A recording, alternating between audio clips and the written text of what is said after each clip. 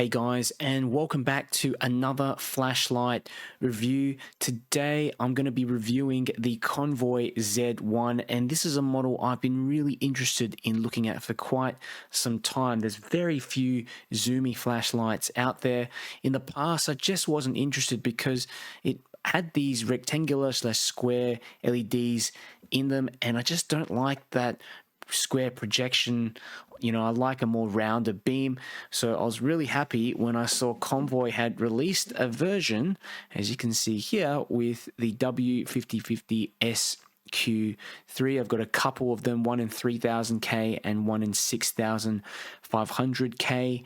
And Convoy have sent me samples of the Z1 for the purposes of this review. So the Z1 really, like I said before, it's the only zoomable light that I know out there that really represents excellent value for money. You've got companies like LED Lenser, and they have a patent for their zoomable system, and they certainly charge a lot for their lights. But can the Z1 stand up to those type of flashlights? We'll find out. I'll show you through this video. So what you get in the box, basically it's just the box, and Convoy do keep things quite Spartan, and I like that. There's no instruction manual as well, and that can be a little bothersome, especially if you're a beginner. But on the product page, it has the manual just in the description, and it's pretty easy. I'll show you a little bit about the UI afterwards. There's also came with a lanyard, but that's pretty much it. Unless you buy a separate battery with this flashlight, just get the light itself. And I think that's also really what keeps the price down, that inconspicuous packaging, no printed out labels and things like that as well. Okay, so here are a few other flashlights that I thought I would compare side by side with the Convoy Z1. And you can see here, this is an LED Lenser model. It's the P6R Core QC. It's longer, but the head on the Z1 is definitely a lot wider. And if you look at the lenses as well, okay, you've got definitely different lens design. This one's got more of that convex part of the lens through the center, and you've got in the back just, I don't know, it's weird, it's like a concave, but then the center part is convex, but this one's just completely convex. And I'm pretty sure the LED Lenser is made of plastic, that lens. Don't quote me on that though, but it does feel like plastic to me. Definitely, I think it's plastic, whereas you've got proper borosilicate glass lens on the Convoy Z1. Here's the Nextorch T10L as well. This is a LEP flashlight. The lens on the front. And a couple of other Convoy lights, so you can just compare these ones side to side as well. And you've got the M21B. I would say it looks pretty similar, like the bottom part of the light, but the head is just wider. But look at that, it's really just kind of similar size except for the wider head, larger diameter head. You've got the Convoy S8 here as well, definitely a lot larger. All right, so here's a little close-up of the Convoy Z1, and certainly this thing, when I took it out of the package, first thing I thought was that it feels pretty heavy, pretty solid, and especially the head part of the light does feel heavier than the bottom part without the battery. Once you put the battery in, it's balanced quite well. Balancing point is just underneath the focusing part of the head, just there where my index finger is. And yeah, it is heavier than it looks, obviously because of that glass lens here in the front, the larger head. There's a good amount of heat sinking in the head, which I'm quite happy with. You've got these cooling fins also cut into the side of the head there. The anodizing is really nice and smooth. It's a little slippery, in fact. I would say it's pretty similar to the anodizing I have on my Convoy M21B. Pretty similar anodizing.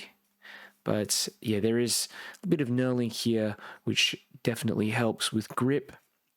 I'm really impressed at this price point. I mean, look at the machining on this thing. It's pretty much flawless in my eyes anyway.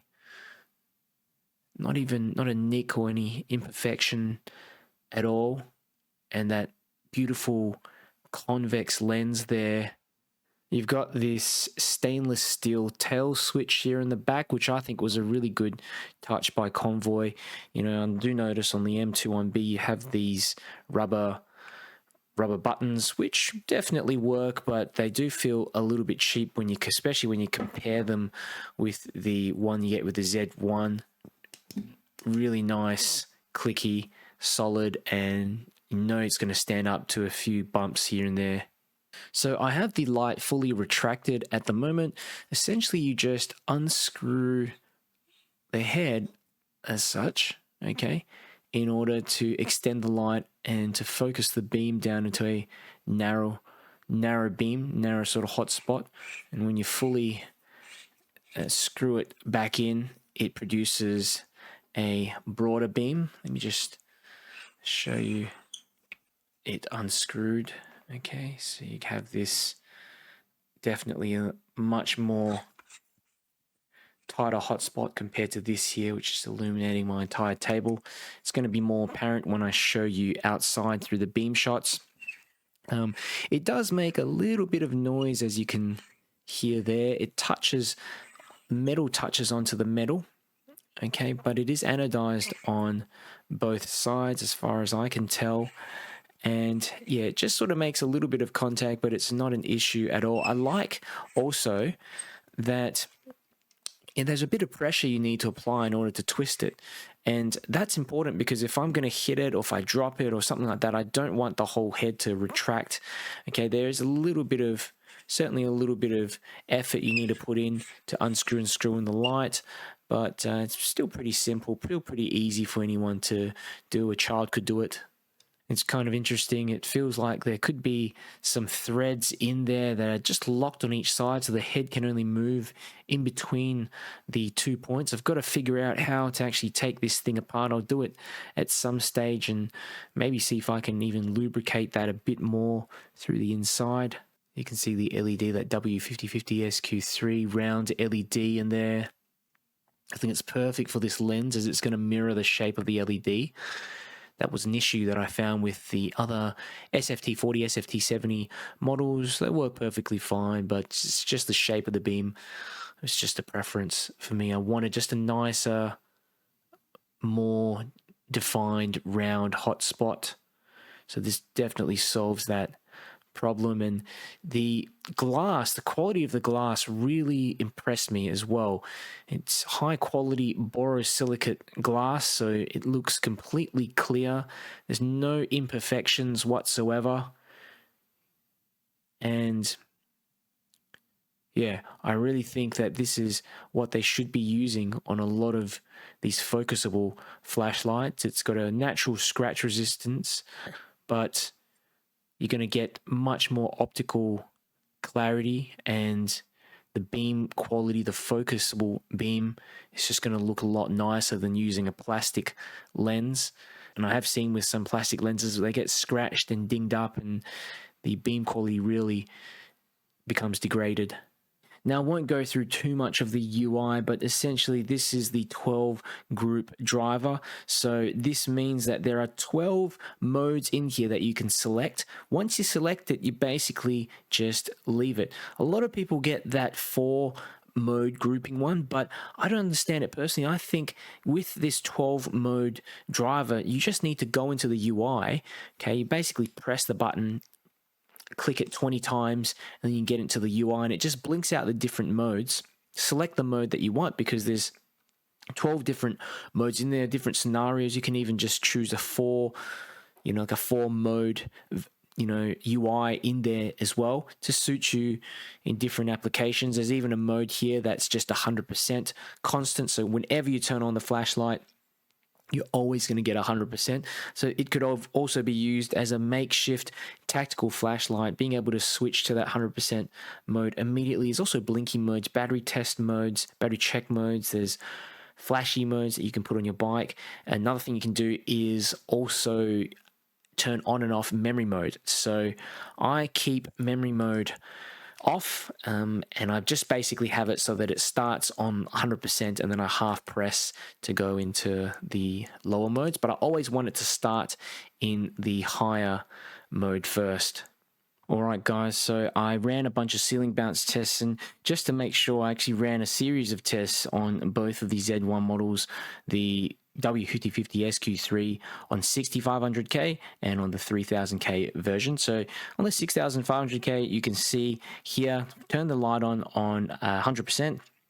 And it slowly starts to step down just after the 1 minute mark. I mean, by 1 minute, you're still probably on about 90% of output, but that's still quite impressive for a light of this size.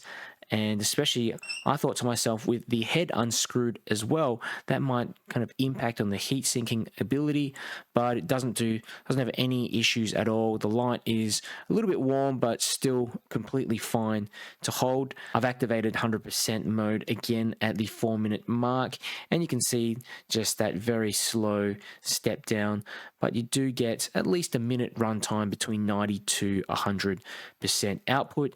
This is a second ceiling bounce test that I ran, again just with the 3000K version. You see pretty much that same step down pattern. Tried another ceiling bounce test here where I just screwed the head in completely to see if that maybe would improve the heat dissipation. Didn't really see any difference at all. So whether it was the head screwed in or zoomed out, you still get about a minute between 90 and 100% output. I ran another ceiling bounce test. Again, this is the 6500K version, and you can see here, 35% pretty much last between 95 to 100% throughout the entire test. I think that's extremely good, long, sustained output on that mode. Here's the second ceiling bounce test on 35% with the 3000K version. Pretty much the same result there as well. Okay, so now for the part you've probably been waiting for. I've done some throw tests and used my Opal Light Master Pro. You can see on 100%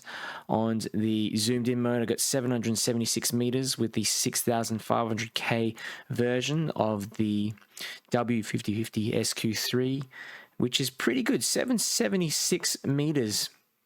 And it's a very clean sort of beam as well. I don't know how to really describe it, but there's a tiny bit of spill, but a lot of the light, 90% of the light, 95% of the light is just localized through that center of the beam once you completely zoom in. So when you're pointing it at something, it just looks way more dramatic than using a normal thrower with a normal reflector style thrower, because it just looks like a bright spot's appeared suddenly on a tree, but there's not really any other light around it. CCT here ranged from 6,400 to 7,400, so definitely more on the cooler end. Here is another test that I ran with my Opal Light Master Pro, the 3000K version of the W5050SQ3, and I was really surprised to find out that on 100%, it actually throws further than the 6500K version. It's reaching 824 meters, which is, it's certainly a significant difference. It's not a huge difference, but it is significant if you need that extra bit of throw.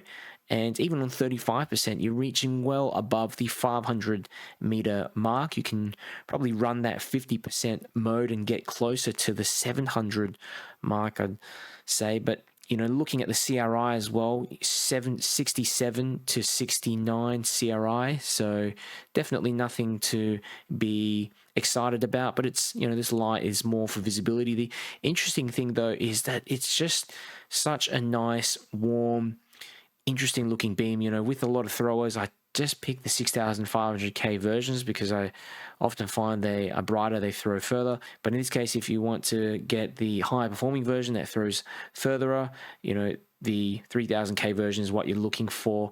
And also at this tint, apparently, from what I hear and what I've read, the light scatters less, so you're actually going to get more visibility. Whatever you're shining on, you'll be able to see through fog a little bit better, which may make all the difference depending on what you're using this light for. And you can see the CCT here. I did measure that, just ranged between 3,100 and 3,400K. So definitely slightly elevated, but around that 3,000K. Very warm, nice yellowish light. This light has an amazingly throwy beam. I don't know how to even describe it, but it looks like, a projector or something. So you're projecting that perfectly round LED on whatever you've got it pointed at, and because there's no ambient light, there's no flood around the light, it just looks even more exaggerated.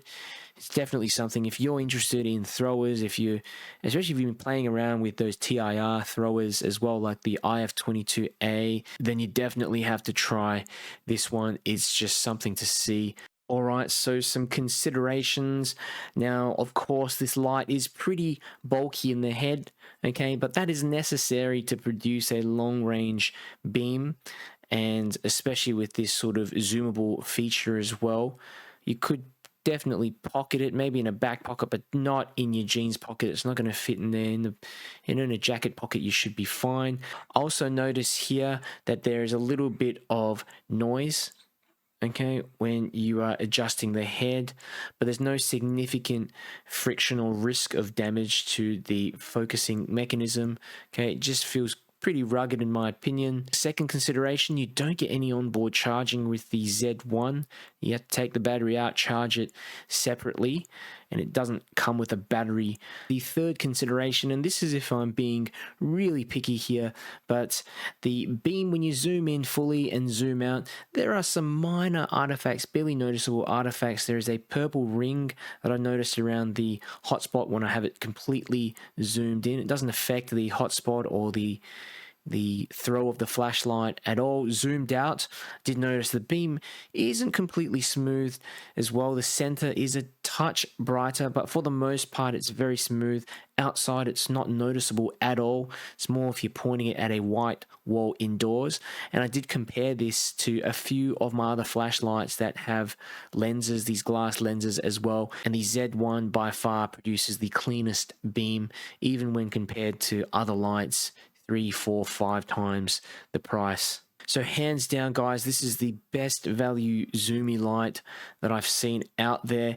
You get the best of both worlds. You get flood, you get throw, you get decent runtime as well with that 21700 cell in there. I think the circular LEDs like the one included, this W5050SQ3, is a game changer. It just makes it so much easier to focus the lights. You can fit them into lights where before it was very hard to maybe focus and get a clean beam. And especially with a lens like this that just projects an image of the LED, this is the LED that you want in there, especially if you're someone that doesn't like, you know, those squarish beams. I think it looks a bit funny, but yeah, that's just me. I think the round LED turns the Z1 into a more polished thrower. So if you're interested, check the video description. I've got a link to the Convoy store there. You can purchase the Z1 directly from Simon's store, and I think it's about $30 at the moment, which is an absolute bargain. And if you have questions, let me know also in the comments. I'll get back to you. I'm sure I've missed out on something here and there. If you enjoyed the video, do me a big favor and click the like button on the video, share it with a friend, or share it in a group that you're part of, a flashlight group that you're part of. It just really helps me to get the video out to more people. It doesn't cost you a cent. And if you want to see more flashlight reviews, keep up to date with the latest flashlight news, make sure you subscribe. 3000 KZ1 first, all the way down the back. And nice visibility.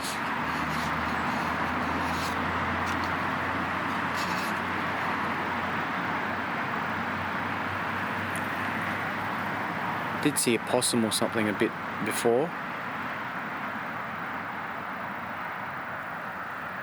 If we widen the hotspot, you know, you can actually get to a nice sort of medium like that,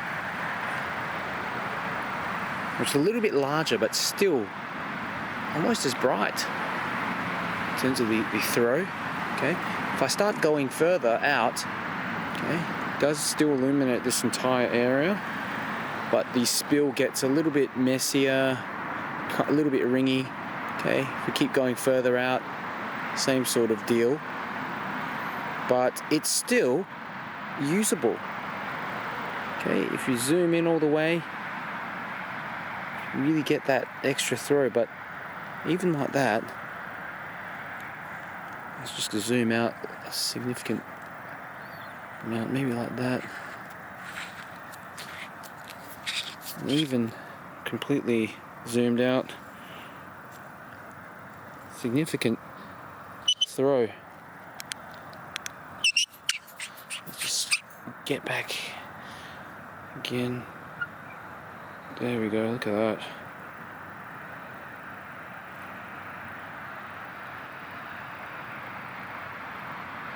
And we have the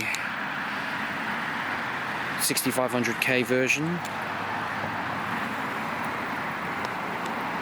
Okay.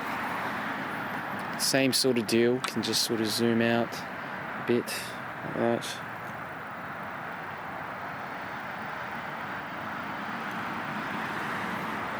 High visibility, even midway, mid-zoom, which is surprising.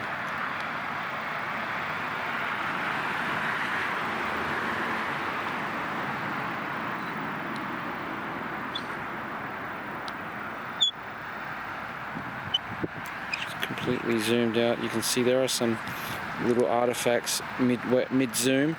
As you go all the way out, the beam is much more smoother.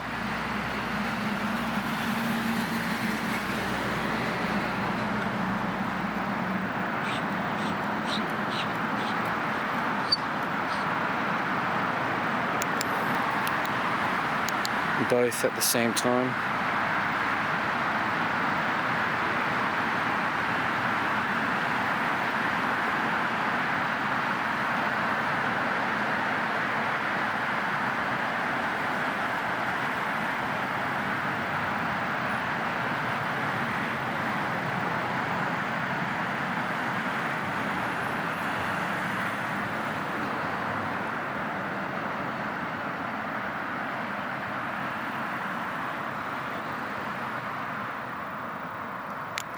Z1 6500K, fully zoomed out.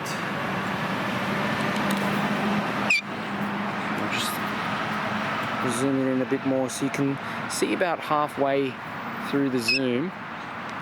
Okay, there's a bit of a donut hole there in the center of the beam, but when you focus it a bit more, it's not an issue. You actually get a much larger hot spot. I think it really depends on the distance between you and that object, because I didn't notice that donut hole at all when I was using the light out in that field. But this is completely focused in, zoomed in, and that is, the intensity of that beam is incredible. It's like a little spotlight. Okay. Zoom out again like that. And we'll just go with the warmer version now, 3000K. Yeah, this does have a little bit extra throw, and it's actually easier on the eyes. And same sort of deal here, you can change the focus to make that hot spot a tiny bit bigger. Okay, or you can do that. Okay, it's interesting, kind of just the center of the beam almost stays the same size, but seems like there's a tiny little ring, a faint ring around the beam when I zoom it completely in like that. But if I zoom it out a little bit, the beam becomes completely circular. There's no spill around that centralized beam in the center.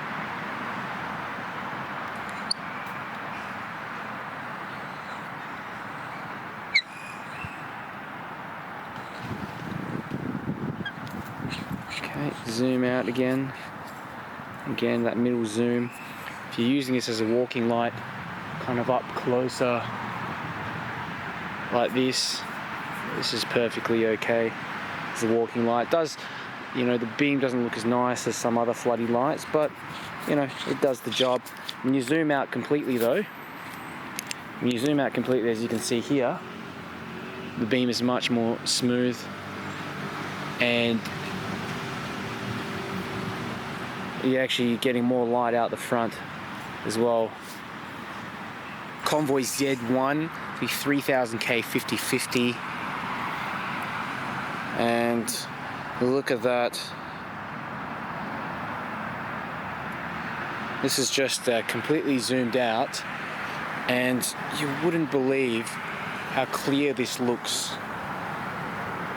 I mean, tonight is a particularly clear night. There's not much particulate or mist or anything in the sky, but I'll zoom it in, slowly start to twist, and you can see sort of in the midsection the hotspot starts to form, and I mean, absolutely incredible. Look at that. It's just perfect, like a perfect circle really, all the way to the back, no issues at all. You can even enlarge the hotspot just a little bit like that. There is more beam artifacts as you're in the center of the beam, but I mean, that's still usable. If you want a larger hotspot, or you want a more refined hotspot like that, that is amazing. Let's just zoom it out. Okay. And this is the 6500K model, and wow, that's bright. I'm going to zoom it in. Let's see what happens.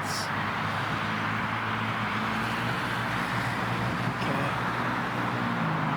And you can actually see up there, there's that Gulf flag there just waving. Difficult to see exactly, but right there just sort of waving on the white flag up the back. I mean, this is the perfect sort of spot beam. I think that's a possum there looking straight at me right there. And I can zoom it out a little bit to get a larger hotspot as well. And out here, it looks fantastic. Don't really see any artifacts. The spill is a little bit funny shaped, but very usable, this entire beam and that hotspot as well. Wow. Incredible. Anything up close, I mean, that's just easy. Too easy. Can make it the size of that tree as well, the hotspot. Yeah, the beam looks the smoothest when it's zoomed out completely or zoomed in completely. It's a bat. I think I just spotted a bat up there. 3000 to the left and the 6500K to the right. Okay.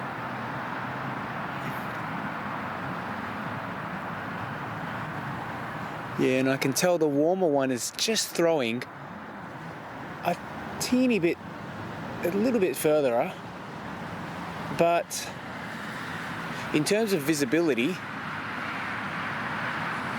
both are pretty much almost on par, but it's not, look, it's not too foggy tonight, so again, I don't notice a huge difference between both of them. Maybe if there was a bit more fog, that yellow beam would be able to cut through better.